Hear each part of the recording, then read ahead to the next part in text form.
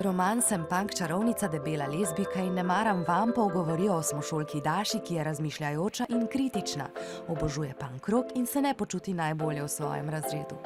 Mladi vedo, zakaj je bil nagrajen z Večernico, nagrado za najboljše izvirno otroško in mladinsko delo preteklega leta.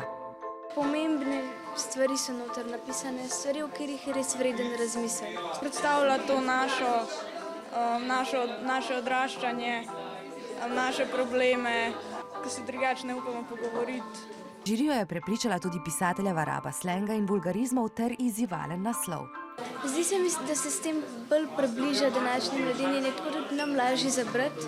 Če bi bil knjižni jezik, bi se mi zdel čas kar tako malo smešen. Vladimir P. Štefanec je prepričan, da bi mladi lahko brali še več. Sam sem mlade poskušal spodbuditi s tem, da sem napisal komunikativno delo v ritmu glasbe, ki jo nekateri poslušajo in za temami, ki bi naj bile del njihovega življenja. Veliko zaslug za končno vsebino romana ima tudi pisateljeva hči.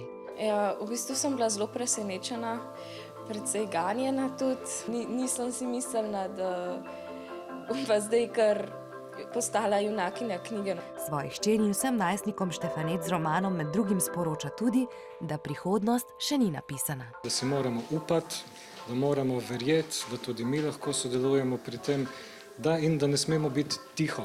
Naj bo vaša prihodnost tudi zaradi branja napisana v veselem slogu.